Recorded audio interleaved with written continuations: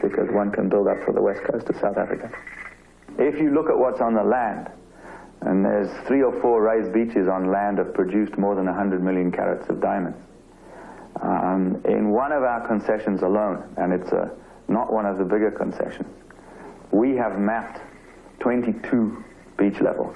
So you're again going to come out to a number which is of the order of 1 billion carats or in excess of that.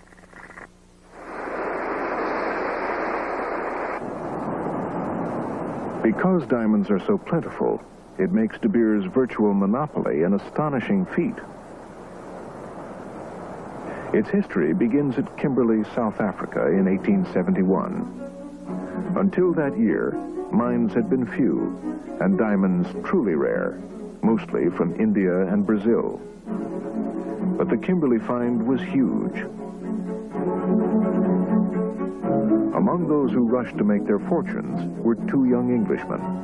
Charles Darnell Rudd, my great-grandfather, and Cecil Rhodes met here in October 1871.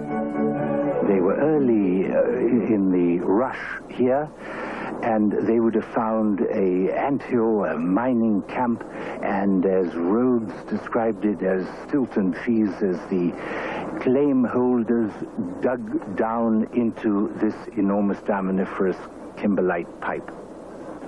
But their eyes were more directed towards De Beers mine, which is about a mile over the horizon there.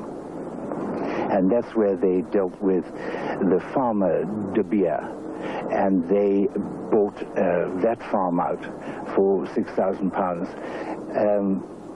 The thoughts of Rhodes immediately began to concentrate on the amalgamation of all these individual claim holders. And by 1880, he had amalgamated all the claim holders on his mine, the De Beers mine.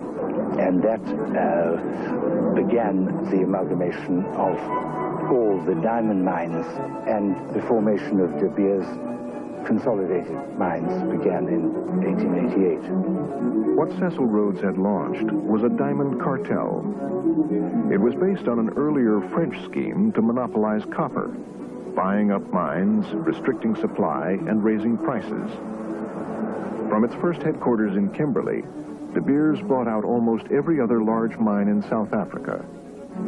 But shortly before the First World War, diamonds were found over the border to the north in German Southwest Africa. A young German-born diamond dealer in South Africa went there to investigate. His name was Ernest Oppenheimer. Ernest Oppenheimer, in 1914, 2 months before the outbreak of war, went there to survey the territory and came back with a report that was mind-boggling and subsequently hidden from the public. The fact that this was the richest diamond field in the history of the world. It was an alluvial field, meaning diamonds were on the surface, you could go pick them up.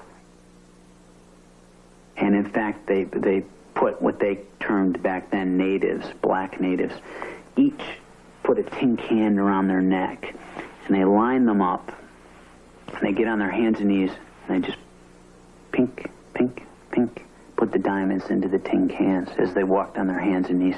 This is how rich the fields were.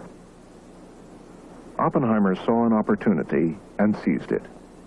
The German landowners, afraid of expropriation as World War I came to an end, agreed to merge their companies with his. Because both British investors and American financier J.P. Morgan had stock in his venture, Oppenheimer called his company the Anglo-American Corporation. Within a few years, it was clear that he had landed a supply of diamonds to rival even the mines owned by De Beers. Coming into the 1920s, Ernest Oppenheimer then said to De Beers, who controlled, for the most part, the diamond syndicate, diamonds cartel, he said to them, listen, I am going to flood the world market unless you make me chairman of the company.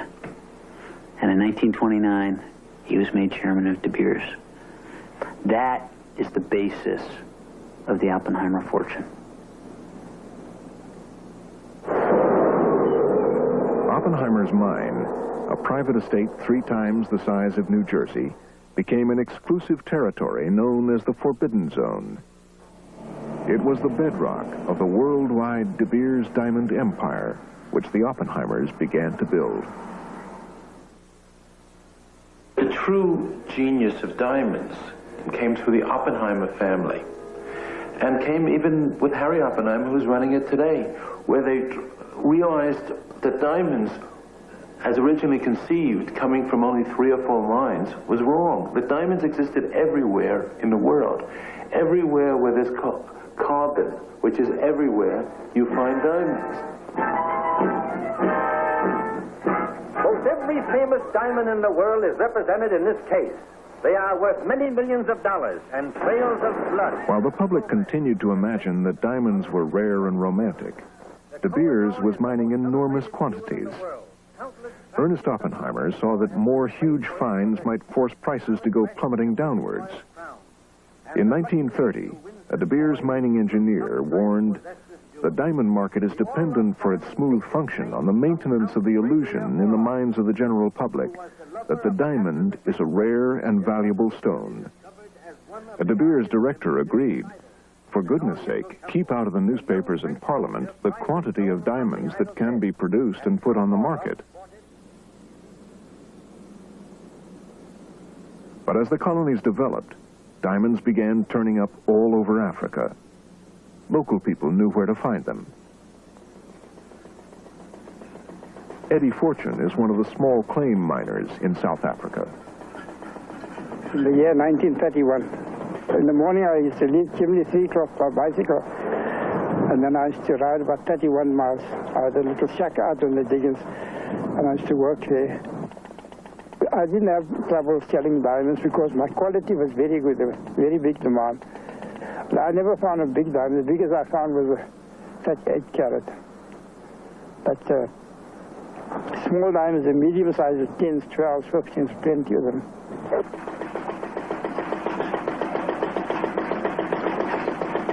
To keep control, De Beers had to prevent the little mines from putting too many diamonds on the market.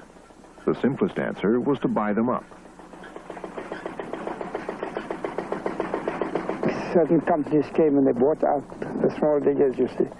That's how they developed and became a big company. De Beers bought out every.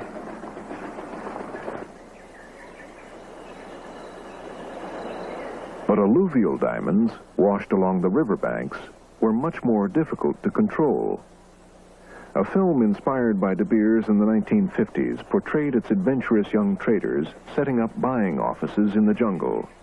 These young graduates, Oxford graduates, basically a buying office was them, a bunch of porters with food on their head and a cash box on their head, and they'd put a box down the middle of a clearing, and they'd start buying diamonds in the local currency.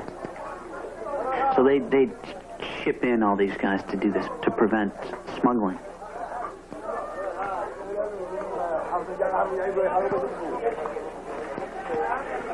There is always a competition between the Anglo-American De Beers group and other dealers all over the world for a bigger slice in the world diamond markets. And this did not suit Anglo-American. They wanted the whole trade for themselves. Fuad Kamil claims he contracted to work as a detective for the cartel in the 1950s and 60s, investigating unlicensed diamond dealing and smuggling from its mines. Diamonds going out of Sierra Leone and other African diamond markets were going to what Anglo-American described as black markets. That is Antwerp, Amsterdam, Germany, some parts of the United States, and Israel. Now, these people were labeled black markets by Anglo-American, but in their own countries, they were respectable diamond dealers. To get information, Kamil says he broke the law and even kidnapped people who fell under suspicion. And those that had diamonds, I took them as prisoners. I interrogated them, got information from them, I cut them as long as I wanted